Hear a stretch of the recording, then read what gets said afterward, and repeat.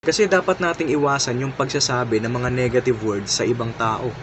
Yung ang pangit mo, ang bobo mo, ang OA mo, ang weirdo mo, mahina ka, wala kang kwenta, yung mga ganong negative words, di ba?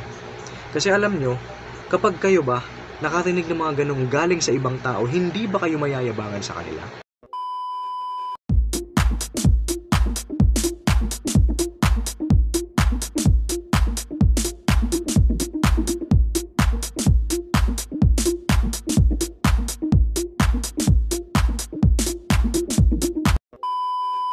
Kamusta mga kaibigan?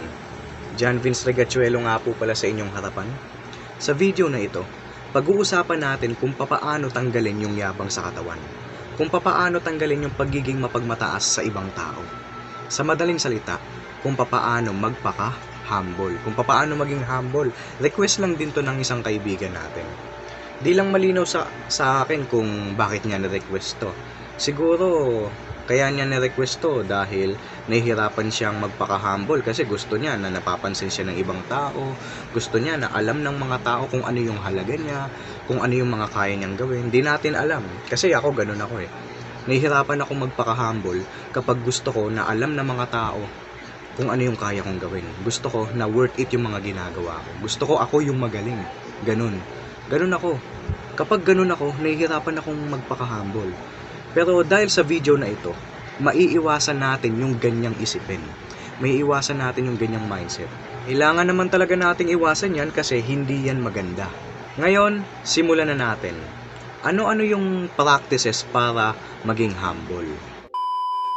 Pag sinabi nating humble, ibig sabihin, pagpapakumbaba. Unang bagay, i-secret mo yung mga achievement mo sa buhay. Bakit natin kailangang i-secret yung mga achievement natin sa buhay? Siyempre, yung ibang tao, wala namang pakialam dun. Hindi sila magiging proud sa atin.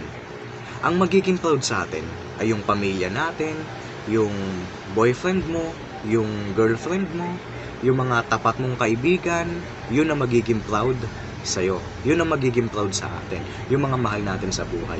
Pero yung mga taong kakilala lang natin, hindi naman natin kaibigan, lalong-lalo na yung mga taong kakakilala lang natin, hindi sila magiging proud sa mga ganun. Hindi sila magiging proud sa atin. Kaya ang may sasuggest ko ay hintayin mo na malaman ng ibang tao yung mga achievement mo o yung mga bagay na kaya mong gawin. Kaya wag nating ipinangangalandakan sa mga tao kung ano ba yung nagawa natin. Kahit pa sabihin nating top-notcher tayo sa board exam, kahit nakapasa tayo sa malaking eskwelahan, kahit ang laki ng sinasahod natin, walang pakialam yung ibang tao dyan. Ang may pakialam, yung mga mahal natin sa buhay. Pangalawa, isipin mo na ayaw ng ibang tao ang mayabang. Totoo naman, di ba? Kung ikaw nga, ayaw mo ng taong niyayabangan ka, di ba? Ayaw mo ng taong mayabang. Kaya kung ayaw mo na niyayabangan ka ng ibang tao, syempre may hiya ka rin na yabangan sila.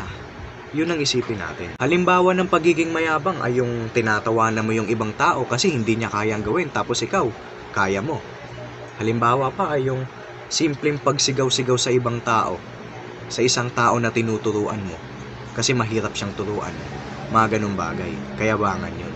At marami pang iba na halimbawa. Kaya kung ako sa inyo, tigil-tigilan natin yung mga ganyang bagay. Basta ganun lang, lagi lang nating isipin na ayaw ng ibang tao ang mayabang. Kapag ganun, syempre, hindi mo gagawin. Pangatlong bagay naman, give praises. Kapag may magandang nagawa yung ibang tao, syempre, give praises. Lagi natin silang sabihan na ang galing mo, ang husay mo, gusto ko yung mga ginagawa mo, bibihira lang sa ibang tao na nakakagawa ng mga ganyang bagay. Mga ganun. Kasi nakakapag-boost yun ng confidence nila. At isa pa, nagpapakita rin tayo ng pagiging humble doon. Kasi alam nyo, hindi naman sa lahat ng oras, tayo lang ang magaling. Pang-apat, tanggalin ang inggit sa katawan. Kasi hindi maganda sa pakiramdam kung lagi tayong naiinggit sa kapwa natin. Sa halip, dapat maging masaya tayo sa achievement ng iba.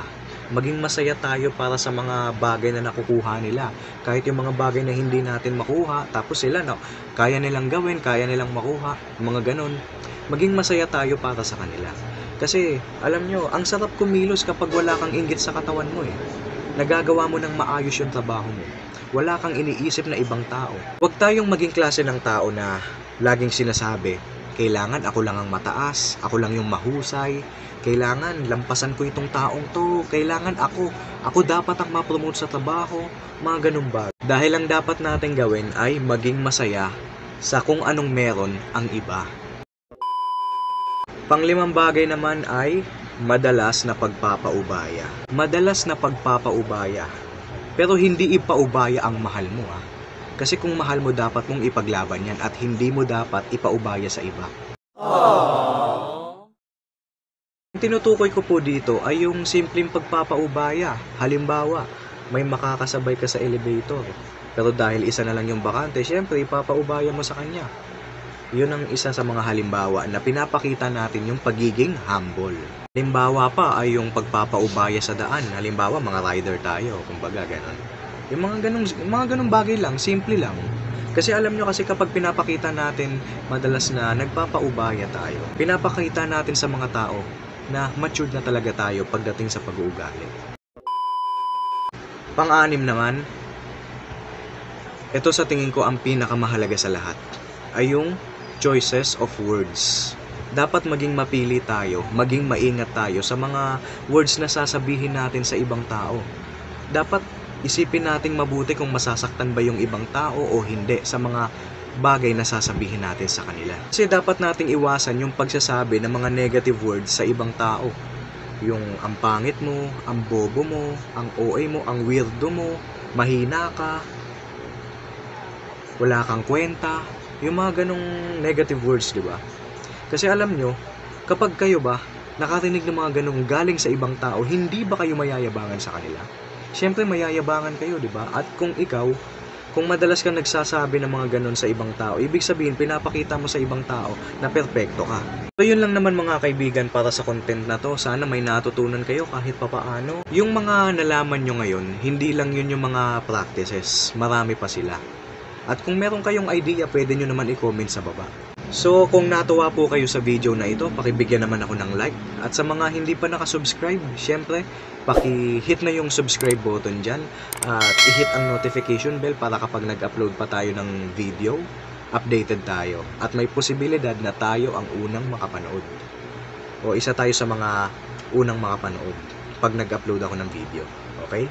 Muli, John Vince Regachuelo nga po pala sa inyong harapan. Nag-a-upload po ako ng mga content, ng mga video na pwede nating i-apply sa buhay natin, pwedeng i-apply sa relasyon, at sa sarili natin. So, yun lang naman mga kaibigan. Bye for now!